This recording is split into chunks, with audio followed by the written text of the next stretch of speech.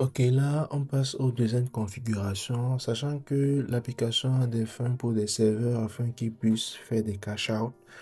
Il est donc judicieux de leur envoyer une invitation afin qu'ils puissent se connecter à la plateforme. Donc, le manager, qu'est-ce qu'il fait? Il clique sur équipe. Sur équipe, tantôt, il a membre.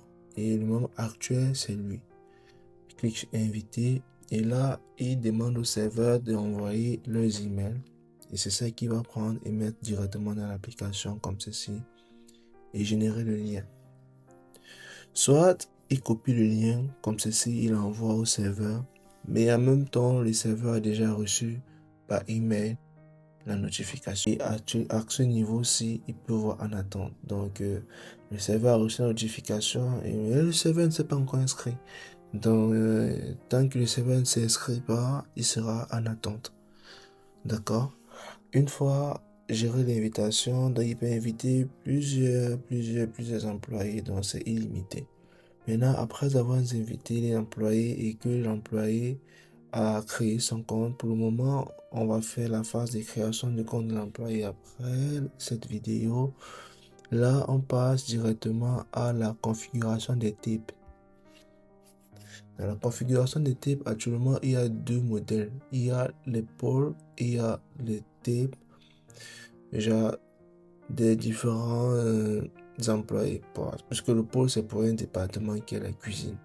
Puisque là, on ne repartira pas les types en fonction des cuisiniers. On va juste donner un type de façon générale à tous les cuisiniers, déjà au département de la cuisine.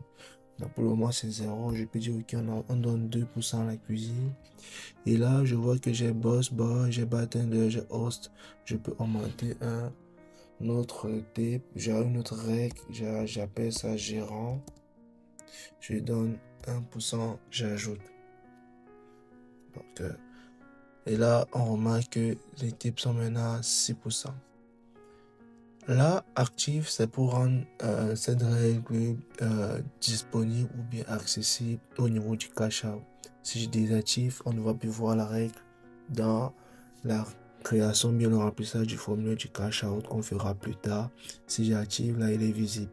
Manuel, c'est pour dire, ok, le calcul se fera de façon manuelle. Mais comme je mets automatique, ça va se faire de façon automatique. Donc, le serveur n'a pas besoin de valider gérant pour faire en sorte que ça puisse tenir compte au niveau des calculs.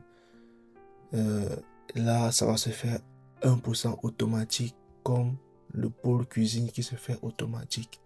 Si je mets manuel, alors là, le serveur doit choisir, etc. Bon, pour le moment, c'est un peu flou, mais à la prochaine vidéo sur comment déclarer les cash out, on verra. En même temps, je peux modifier le pourcentage et c'est un peu ça. Et par la suite, si je fais des ajustements là, je dois cliquer sur enregistrer pour que ça puisse tenir compte des modifications. Donc, c'est plus ça pour cette vidéo. Pour la prochaine vidéo, je vais montrer comment est-ce que un employé crée son compte via l'application qui a été envoyée par le manager.